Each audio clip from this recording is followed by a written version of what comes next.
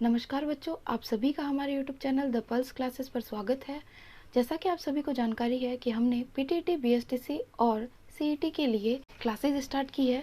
उन क्लासों में मैं आपको राजस्थान का इतिहास पढ़ाऊंगी। आज की हमारी क्लास में हम सबसे पहले राजस्थान के इतिहास का जो सिलेबस है उसका डिस्कशन करेंगे। उसके बाद हम राजस्थान के इतिहास की शुरुआत करेंगे। तो चलिए शुरू करते हैं।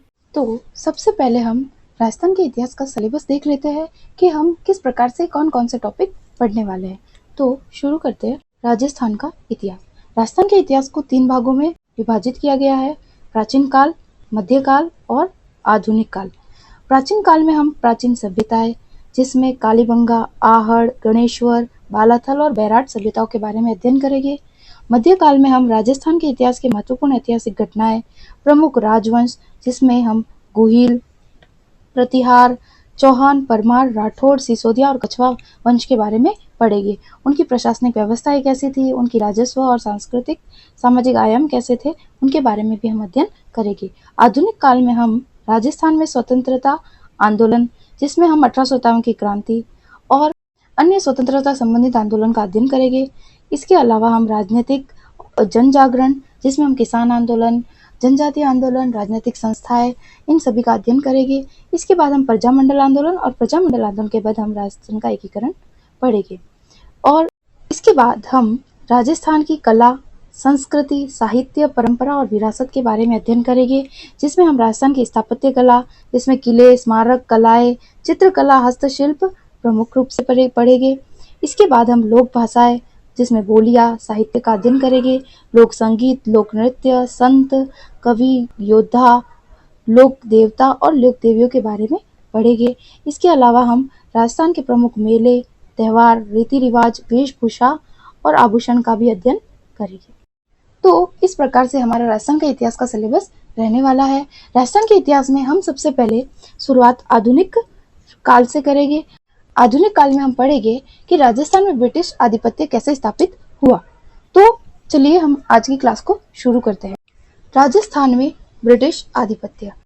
तो सबसे पहले हम देखते हैं कि 18वीं सदी में जो रियासतों की कमजोर स्थिति के कारण क्या थे। तो जैसे कि रियासतों में आपसी झगड़े चल रहे थे। इसके अलावा राजस्थान में मराठाओं का हस्तक्षेप बढ़ रहा था।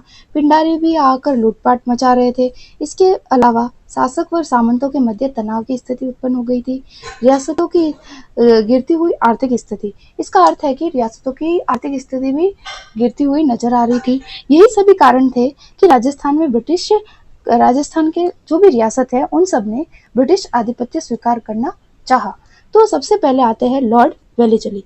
लॉर्ड वेलेस्ली द्वारा सहायक संधि 1803 में लाई जाती है, जिसके अंतर्गत सितंबर 1803 में भरतपुर रियासत द्वारा सहायक संधि कर ली जाती है। उस समय भरतपुर के महाराजा रणजीत सिंह थे।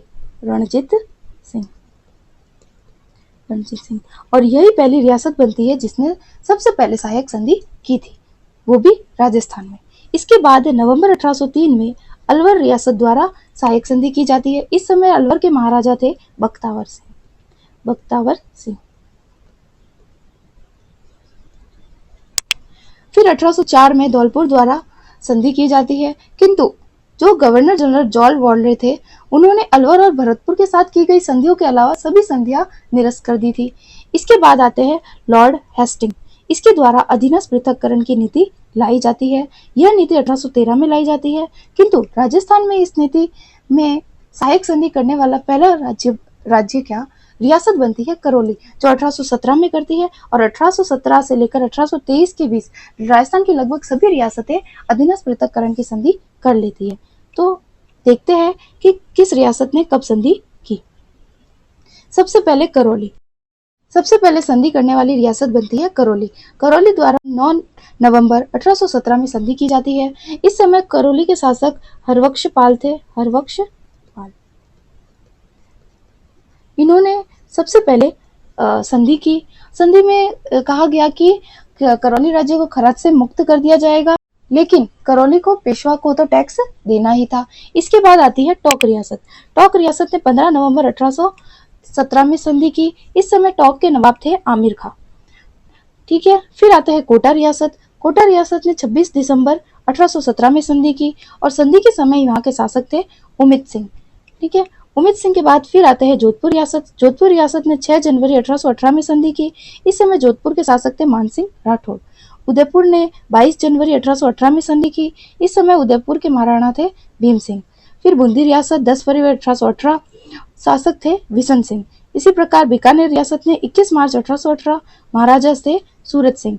फिर किशनगढ़ रियासत ने 7 अप्रैल 1818 और इस समय किशनगढ़ के शासक थे कल्याण सिंह। इसके बाद आती है जयपुर रियासत। जयपुर रियासत द्वारा 15 अप्रैल 1818 में संधि की जाती है और जयपुर रियासत के जब संधि हुई थी उस समय महाराजा थे जगत सिंह। फिर जैसलमेर रियासत। जैसलमेर रियासत 2 जनवरी 1819 में संधि करती है। इस समय यहाँ के राजा थे मूलराज। फिर प्रतापगढ़ 5 अक्टूबर 1818, शासक थे सामंत सिंह। फिर डूंगरपुर द्वारा 11 दिसंबर 1818 में संधि की जाती है। इस समय डूंगरपुर के महारावल थे जसवंत सिंह। फिर आती है बांसवाड़ा।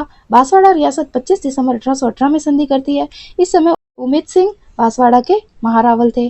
फिर आती है सबसे अंत में सिरोही रियासत, जो 11 सितंबर 1823 में संधि करती है और इस समय सिरोही के शासक थे शिव सिंह। तो इस प्रकार राजस्थान में ब्रिटिश आधिपत्य स्थापित हो जाता है। इसके पश्चात फिर ब्रिटिश आधिपत्य स्थापित होने के बाद जैसे जैसे इन संधियों के कारण जैसे कि जो भी पॉलिटिकल एजेंट वगैरह बिठाए जाते हैं उनके द्वारा राज्य के आंतरिक मामलों में हस्तक्षेप किया जाता है, सामंत की स्थिति को भी कमजोर कर दिया जाता है। तो इन सबसे परेशान होकर जो राजस्थान है वहाँ उसमें भी क्या हो जाती है, 1800 क्रांति की शुरुआत हो जाती है। तो नेक्स्ट क्लास में हम पढ़ेंगे कि 1857 की क्रांति कैसे शुरुआत हुई, 1857 की क्रांति के कारण क्या थे और कहाँ से स्टार्ट हुई। तो आज के लिए इतना ही। Thank you. यदि आपको हमारी वीडियो अच्छी लगी हो तो हमारे चैनल को सब्सक्राइब करें और ज़्यादा से ज़्यादा शेयर करें। Thank you.